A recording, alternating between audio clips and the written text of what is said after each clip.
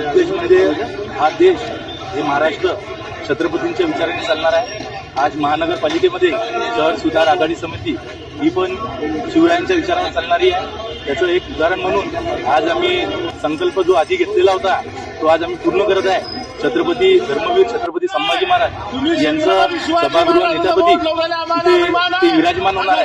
त्याच अर्थाने ही महानगरपालिका इथला कारभार त्यांच्या हिशोबाने चालेल असं मी मानतो आणि शहरातल्या जनतेची इच्छा होती की या सभागृहाला छत्रपती संभाजी महाराज धर्मवीर संभाजी महाराज नाव पाहिजे।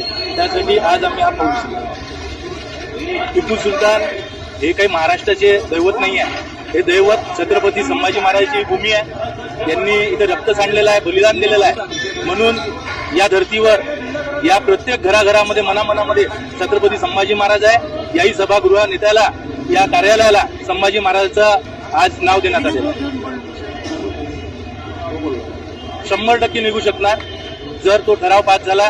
येणाऱ्या काळात तो ठरावी बहुतांश आता उबाटाचे काही नगरसेवक म्हणले की आम्ही तो आमच्यासोबत आम्ही त्याला मान्यता देऊ किंवा ठराव ठेवू, त्याला आम्ही 100% हे करून आणि त्याला पूर्णदास नेऊ आणि ते नाव काढून छत्रपती संभाजी महाराज ते ठेवू।